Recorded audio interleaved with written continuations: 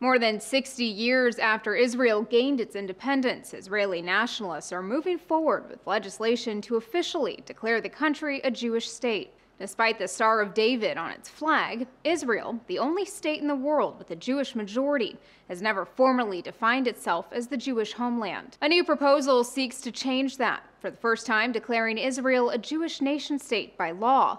While largely symbolic, the bill would have some practical implications. Arabic would be repealed as one of two official languages. Hebrew is the other.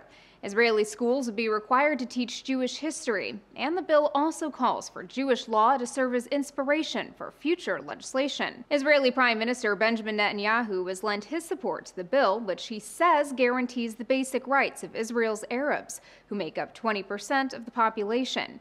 Not everyone agrees. The Times of Israel calls the bill not only controversial, but democratically questionable. Left-leaning Israeli paper Haaretz says it essentially builds discrimination into the law and undercuts the Zionist ideal of the establishment of an exemplary, egalitarian, and democratic society. Status as a Jewish nation-state has been a sticking point in the latest round of Palestinian-Israeli peace talks. The U.S., which is trying to broker a two-state agreement, does refer to Israel as a Jewish state. The state of Israel, a Jewish state that knows America will always be at their side. But says it's not necessary for the Palestinians to do so, and they don't.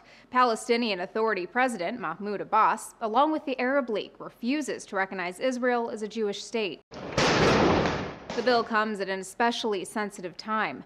Palestinians, who themselves are campaigning for their own state, have clashed with Israeli police in East Jerusalem, renewing fears of a third intifada. Hours after Netanyahu publicly backed the bill, his justice minister postponed the vote, saying debate over the measure could add to the current tensions. For Newsy, I'm Elizabeth Hagedorn, multiple sources, a broader view.